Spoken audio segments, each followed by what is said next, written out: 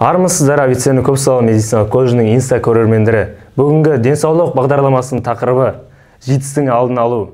Бүгінгі біздің сұхбатымыздың басты мақсаты студенттерге адамзатқа житс ауруының адамзаттың басты проблемасы екенін және оның зиянды жақтарын түсіндіру. Ғасыр дертіне айналып отырған бұл аурудың кеселдерден залалсыздандырудың жан-жақты түрлерін меңгеру. Адамзатты зиянды заттардан барынша аулақ болуға және де сана сезімін дамыта түсу. Бүгінгі бағдарламамызда житс орталығының бас дәрігерінің орынбасары Маширов Қожахмет Намазбайұлы. Саламатсыз ба? Саламатсыздар. Ал ендеше бүгінгі сауалнамамызды бастасақ. Житс ауруының шығу тегі қайдан пайда болған? 1980 жыл алғаш рет Америка Құрама Штаттарының Атланта қаласында бірнеше жастардың барлығында осы иммун тапшылық синдромы байқалды. Сол уақыттан бастап зерттеу жүргізіле бастап 81 жылы осы ауруға алғаш рет жұқтырылған иммун тапшылық синдромы деген ат берілді. Сол кезден бастап осы житс ауруы анықталды деп есептелінеді. Кейін осы аурудың қоздырғыштары аурудың адамнан адамға жұғатыны анықталып, жұқпалы ауру екені белгілі болды, бірақ қоздырғышын зерттеу жүргізе бастап 1983 жылы ғана Галло және Монтанье есімді ғалымдар осының вирусты алғаш рет осы аурулардың қан сынамаларын вирусты анықтап шықты. Өте керемет. Сонда бұл ауру қаншалықты қауіпті? Бұл аурудың негізгі қаупі бұл вирус классификацияда баяу инфекциялар тобына жатады. Вирусты жұқтырған адамда вирус адамның ағзасына түскен кезде, қанына түскен кезде адамның тек иммунитетке жауап беретін Т лимфоциттері ғана зақымдайды. Басқа жүрек, бүйрек, бауыр, басқа да бірде-бір органды зақымдамағандықтан вирусты жұқтырған адамда аурудың белгілері білінбейді. Тек арнайы ВИЧ-ке қан сынамасын тапсырған кезде ғана білінеді. Вирус қанында жүріп, адам ағзасын әлсіретіп, адам иммунитетін әлсірете бастайды. Бұл процесс бір жылдан ондаған жылға созылуы мүмкін. Бұл аурудың ең негізгі қауіптісі, осы ондаған жылдар бойы адамның өзінің вирусын жұқтырған өзі де білмей, айналасындағы жұқтыруы мүмкін.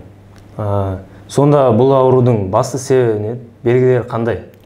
Бұл аурудың басты негізгі бірінші себебі жаңа айтып өткендей, адамның тек ағзасына түскен кезде вирус иммунитетті зақымдап, иммунитет әлсіреген кезде, иммунитет жеңілген кезде, сол кезде аурудың белгілері сол кезде ғана пайда болады. Яғни иммун тапшылық синдромы. Яғни адамда себептен себепсіз ұзақ уақыт бойы температура көтерілуі, іш өтуі, салмақ жоғалтуы, лимфа бездерінің ісінуі, одан кейін иммунитет әлсірегеніне байланысты басқа қосымша оппортунистік инфекциялар, соның ішіндегі ең қауіптісі туберкулез инфекция, осы сияқты басқа да инфекциялар қосыла бастайды. Бүгінгі таңда АИВТ-ға қарсы күрес қандай деңгейде жүріп жатыр? 1981 жылдан бастап адамзатқа АИВ инфекциясы жарияланды. Одан кейін бүкіл дүниежүзі ғалымдары осы аурудың жұғу жолдарын, алдын алу шараларын зерттеп білгеннен кейін бұл АИВ-мен күресу тек медицина ғана емес, жалпы нақты қоғам болып күресу екені белгілі болды.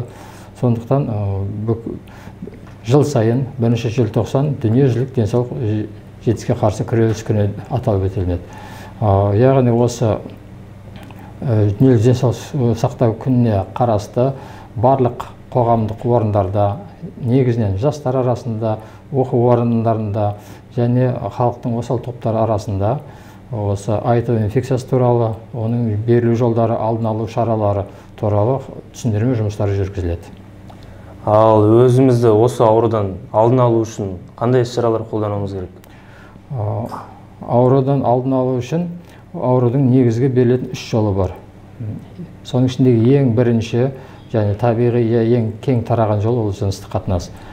Житс орталық пациенттерінің 80%-ға жуығы осы АИВ инфекциясын жыныстық жолмен жұқтырғандар.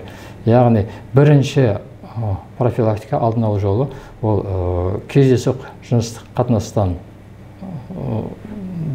алшақ болу, бейтаныс адамдармен жыныстық қатынасқа түссе, егер жыныстық қатынасқа түсетін жағдайда міндетті түрде мүше қап қолдану. Екінші жұғу жолы ол анадан балаға берілу жолы. Бірақ осы 2007 жылдан бастап Қазақстан Республикасында барлық жүкті әйелдер жүктілік кезінде міндетті түрде айту инфекциясын 2 рет тексеру енгізілген. Жүкті әйелдер барлығы міндетті түрде айту инфекциясы тексеріліп, егер айту анықталған жағдайда оларға анадан балаға берілу жолын профилактикасы емі жүргізіледі. Соның нәтижесінде анадан балаға берілудің алдын алуға мүмкіншілігі бар. Үшінші жұғу жолы ол қан арқылы. Шымкент қаласында арнайы қан орталығы ашылған, онда донорлардың қан тапсырған кезде тексеріледі, және қан сақталғаннан кейін ауруханаларға пациенттерге босатылған кезде екінші рет тағы да тексеріледі. Қан арнайы карантинде сақталынады, карантин мерзімі өткен кейін қайта тексеріледі. Сондықтан қан арқылы, донорлық қан арқылы жұғу жолы әзіршеге тіркеліп жатқан жоқ.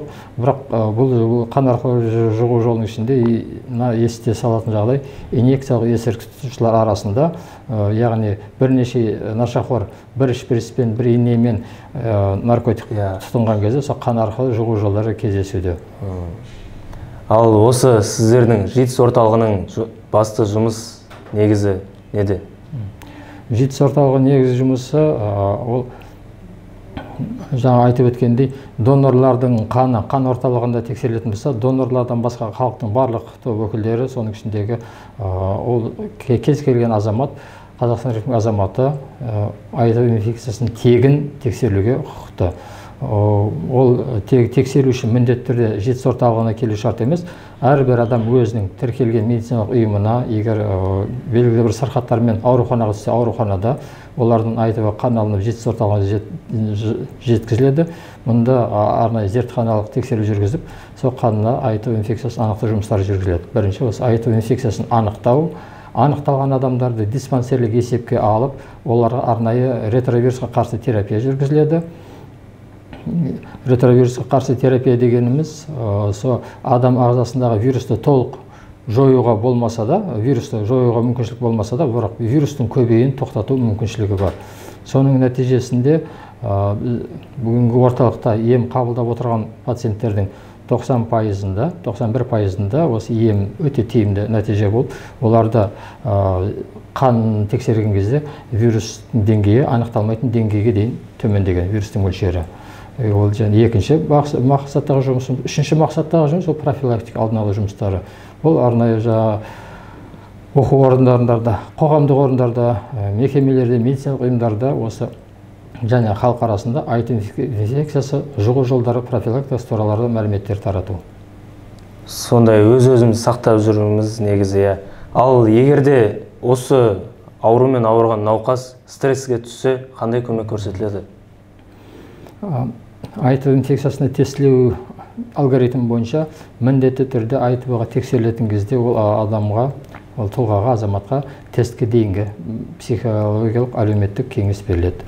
Тест нәтижесі шыққаннан кейін, ол тесттің нәтижесі оң немесе теріс болуына байланысты тесттен кейінгі психологиялық кеңес тағы да беріледі. Одан басқа ЖИТС орталығының штатында арнайы маман психолог бар. Ол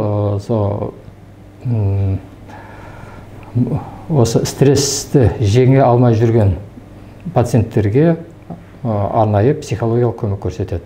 Әрине, мұндай диагнозды есту адамға, кез келген адамға стресс, бірақ бес саусақ бірдей емес, көпшілік адамдар осы айту инфекциясын, жұғу жолдарын, алдын алу шараларын, емін түсінгеннен кейін пациенттердің көпшілігі стрессы 2 апта, 4 аптаға дейін ғана созылады. Одан кейін барлығы бір қалыпты өмірге келіп, ары қарай өмірін жалғастырады, емді қабылдап, өмірін жалғастырады. Біздің пациенттер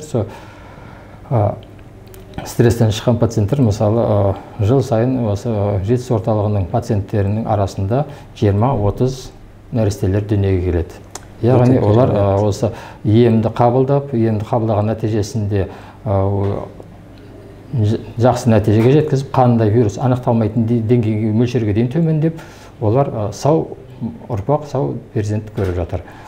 Ал арасында енді бірен-саран болады, жаңағыдай психикасы әлсіз адамдар, оларға арнайы психолог дәрігердің кеңесі 1 ай емес, 2, 3, 6 ай, 1 жылға дейін кеңес көрсетіп жүрген пациенттер бар. Өте керемет. Ал енді Құрметті көрермендер, естеріңізге сала кетейін, бүгінгі біздің бағдарламамызда ЖИТС орталығының ЖИТСтің алдын алу және онымен күресу орталығының бас дәрігерінің орынбасары Маширов Қожахмет Намазбаевич. Бүгінгі бізге уақыт бөлгеніңізге өте рахмет, алғысымызды білдіреміз. Ал ендесе көрермендер, өзімізді сақтап жүрейік, сау саламатты болыңыздар.